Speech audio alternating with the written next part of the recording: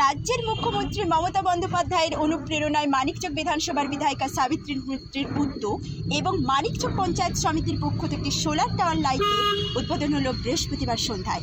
মানিকচক ব্লকের ভূতনি থানার অন্তর্গত উত্তর চণ্ডীপুরের হাজি সামির উদ্দিন দোলা কাঠ মিল মোড়ে সাধারণ মানুষের দাবি মেনে মানিকচক পঞ্চায়েত সমিতির সহকারী সভাপতি আমিনা খাতুনের চেষ্টায় এই সোলার লাইটটি বসানো হয়।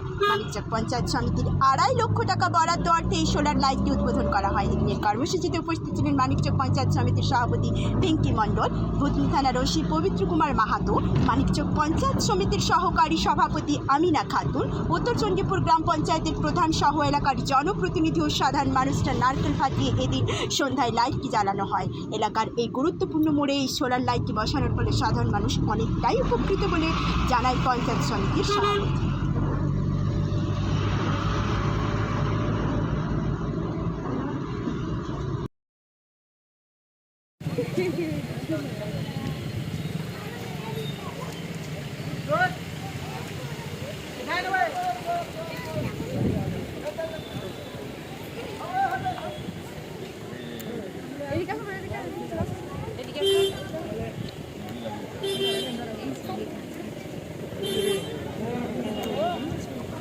এদিকে দেখো, না না তুমি কাটবা, তুমি আর বড় বাবু মিলে কাটো। তোমরা কাটো না, বড় বাবু কাটো। আর সামনে আসেন, সামনে আসেন, সামনে আসেন।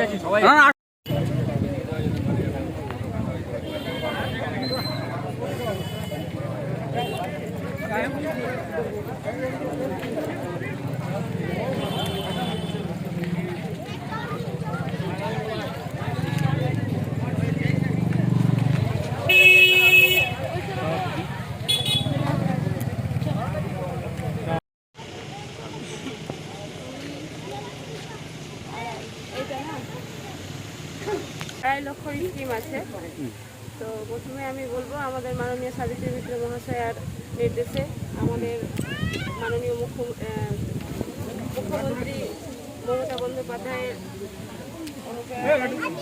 আমাদের 15 FC থেকে 2.5 লক্ষ টাকার এই লাইটটা দেওয়া হয়েছে আমাদের সুবিধার্থে।